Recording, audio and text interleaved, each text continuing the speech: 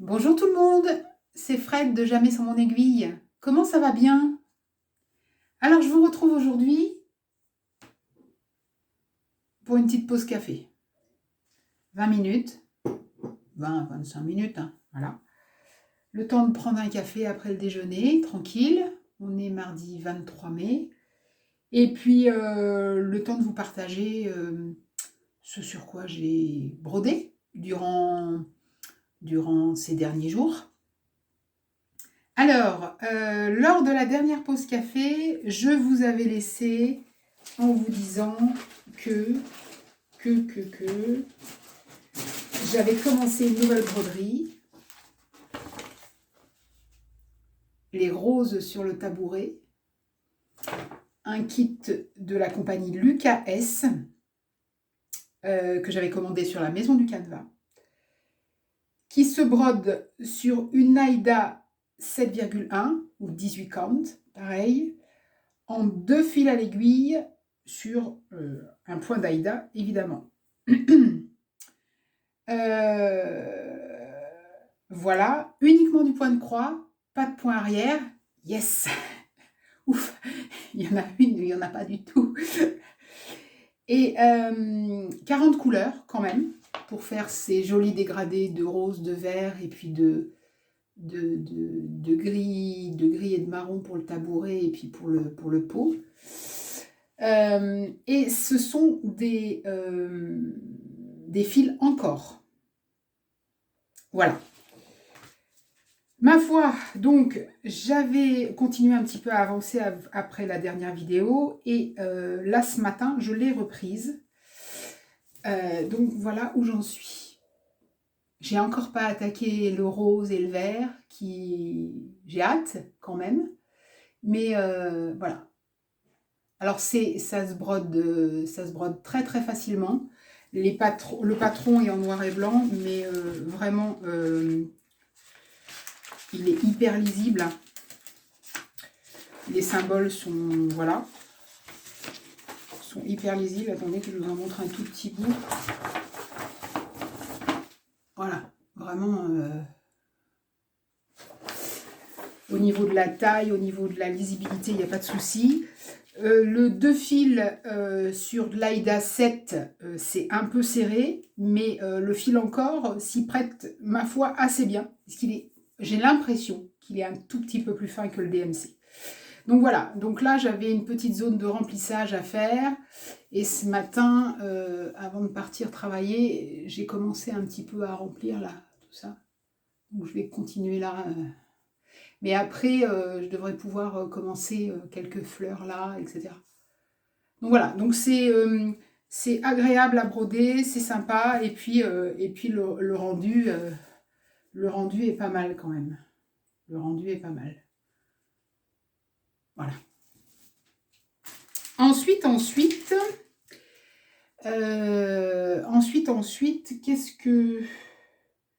Ah oui, donc ensuite, j'ai tourné l'aiguille à papote.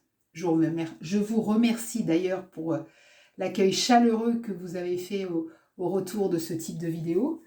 Ça m'a fait très très plaisir, et puis d'autant plus que voilà, c'est un format que moi aussi j'aime beaucoup. C'est du papotage. Voilà, voilà. Donc merci encore. Vous avez été nombreux à regarder et à passer un petit moment avec moi. Et vraiment, ça fait chaud au cœur. Donc, pendant cette aiguille à papote, j'ai travaillé sur... Alors, attendez, parce que celui-là, il est sur mon ordinateur. Donc, maintenant, vous commencez à le connaître. Je l'avais... On n'est pas doué, on n'est pas doué, hein. Tac. Voilà. Voilà. Et voilà. Donc, c'est la composition de Pâques de Svetlana Shishkar, qui m'a été offert par Julia de la chaîne Rose Cocon. Et donc, j'avais travaillé dessus pendant l'aiguille à papote. Et puis après, j'ai fait partie de ceux qui ont eu la chance d'avoir un week-end prolongé. Donc, j'ai eu 4 jours où j'ai pas mal avancé sur cette petite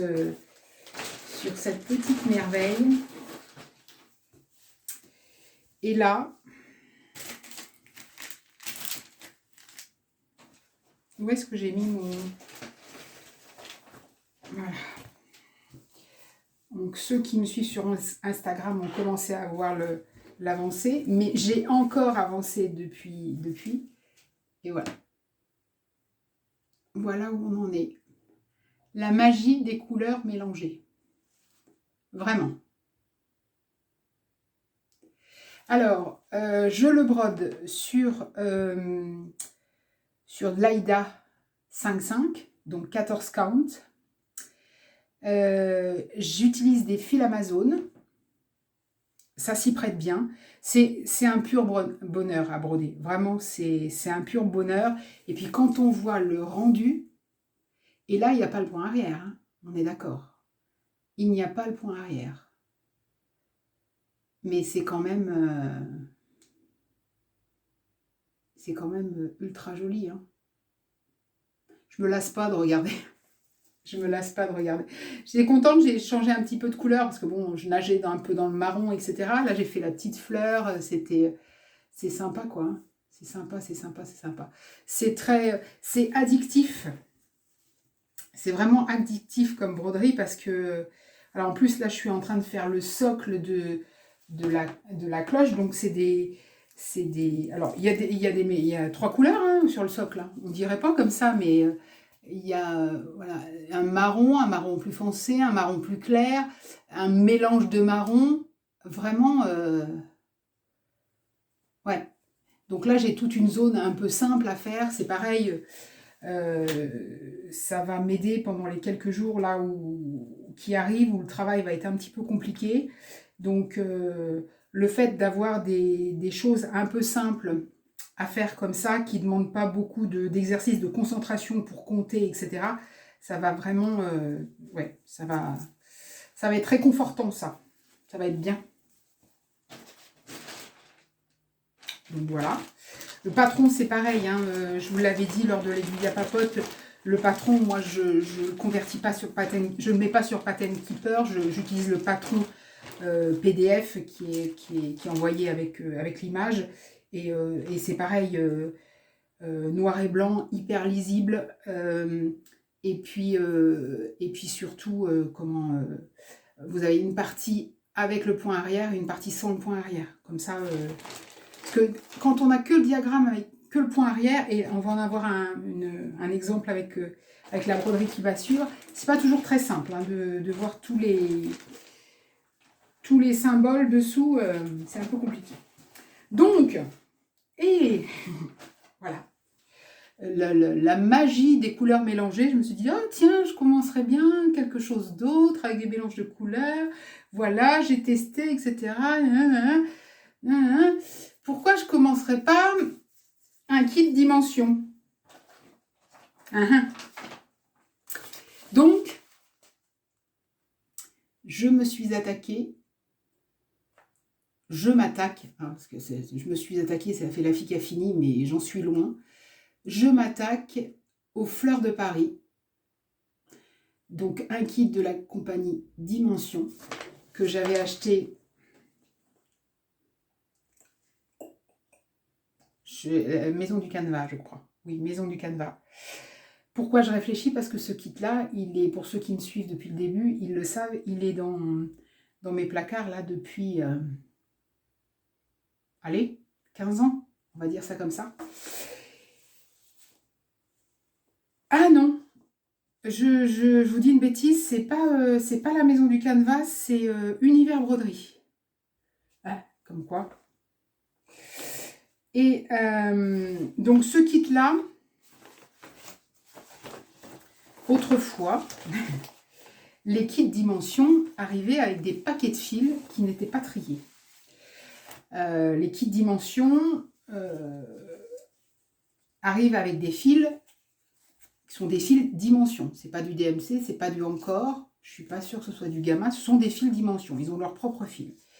Et ces fils sont répertoriés sur le patron, sur les explications, par des numéros, mais j'ai pas de correspondance, encore une fois, et surtout par des gammes de couleurs. Vous avez ivoire, vous avez saumon, rose saumon léger, rose saumon, mauve, mauve foncé, doré, vert jaune, enfin tout ça en anglais évidemment, hein, yellow green, dark olive green, dark blue. Enfin. Donc voilà, donc la première des choses, et ça je l'avais fait il y a longtemps, ça avait été de trier tous les fils. Donc voilà, et j'avais mis ça sur la cartonnette qui était fournie avec le nom, le numéro, etc. Et puis après, donc il était proposé sur une toile Aïda 5,5, 14 count, noir, tant qu'à faire, hein, autant de rajouter un petit peu de difficulté. Et je m'étais dit, ah oui, le noir, mais bon, j'aimerais bien changer de couleur, de toile, etc. etc. Et j'ai quand même étudié attentivement le patron avant de me précipiter. Et en fait, leur caractéristique des kits dimension, c'est le point arrière, les mélanges de couleurs et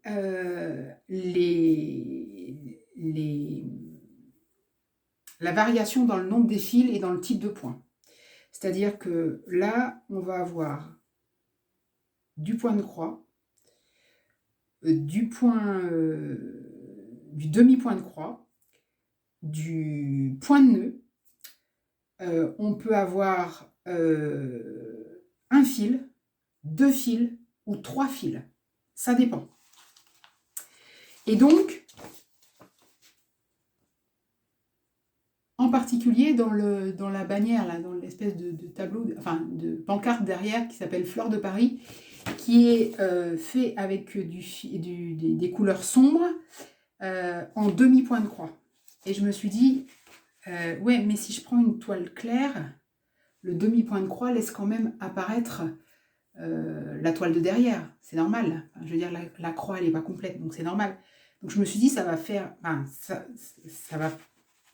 je me suis dit, ça va faire bizarre.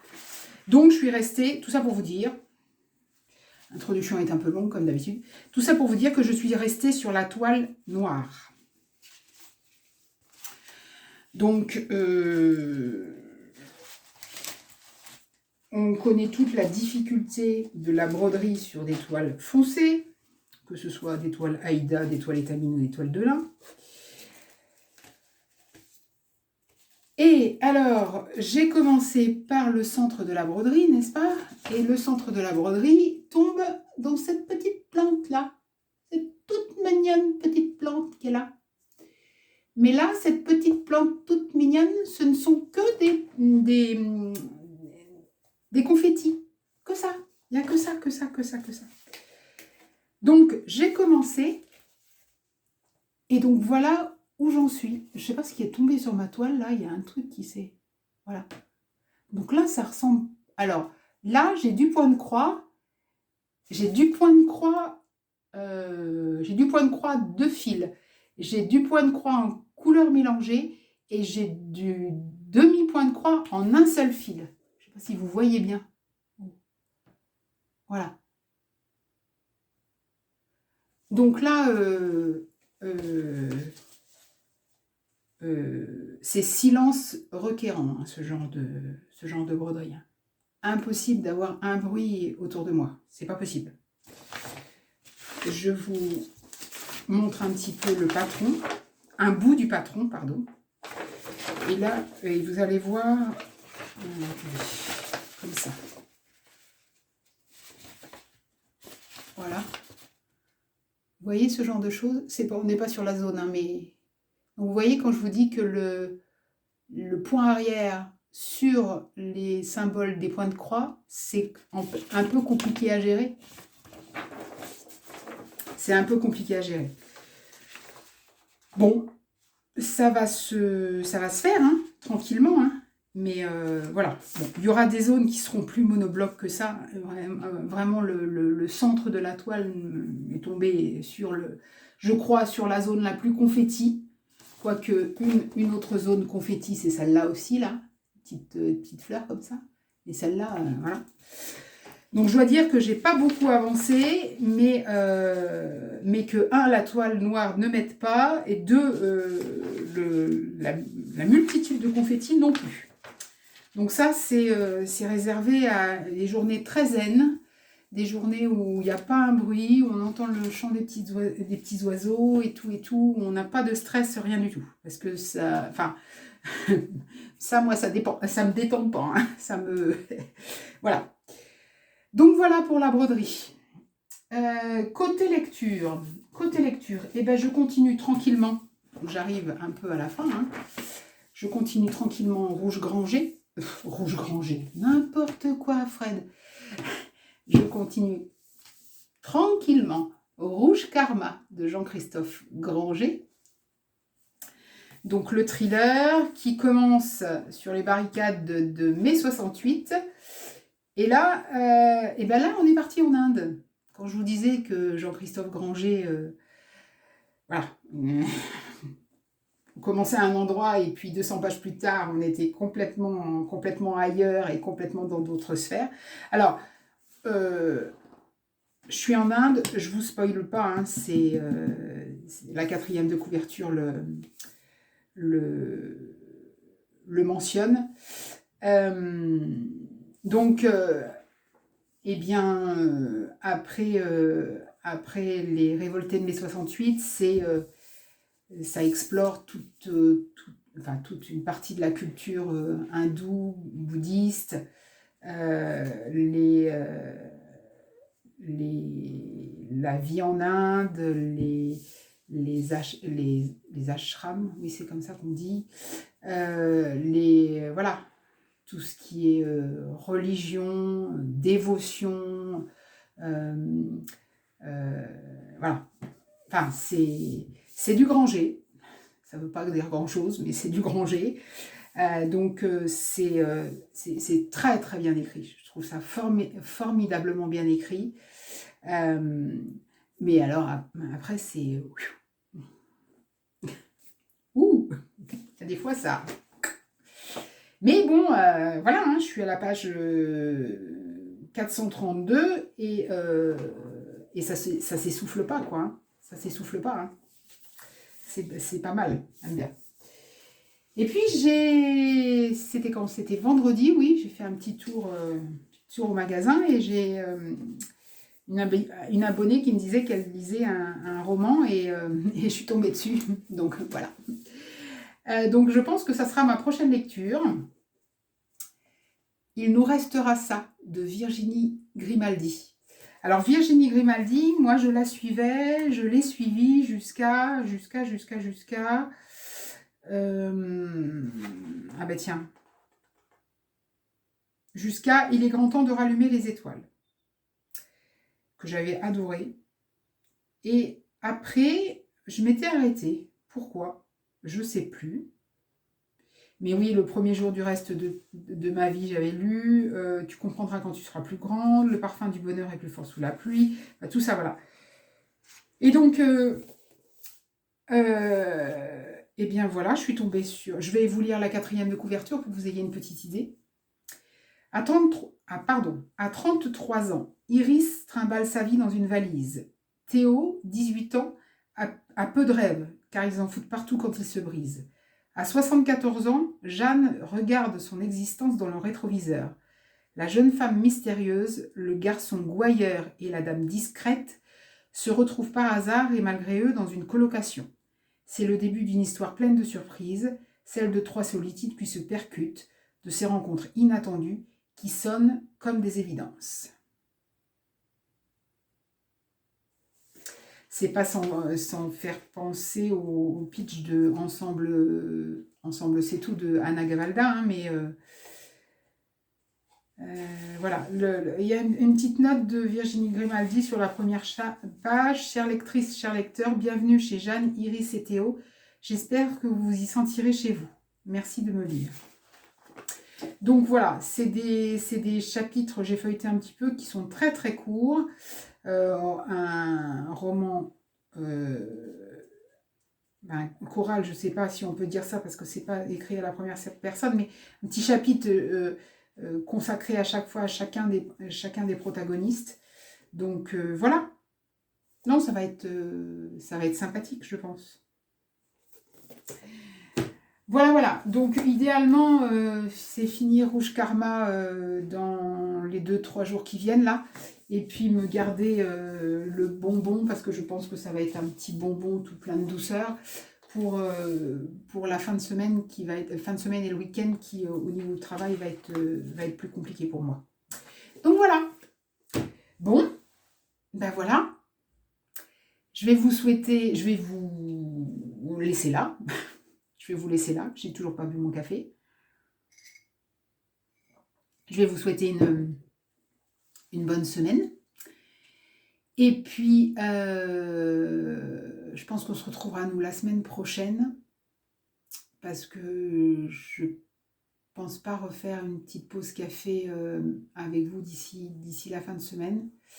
Donc, je pense qu'on se retrouvera la semaine prochaine. Ou avant, je sais pas. J'espère que cette petite pause en ma compagnie vous a plu. Et je vous souhaite une bonne journée, une bonne soirée ou une bonne nuit selon le moment où vous regardez la vidéo. Et je vous dis à très vite.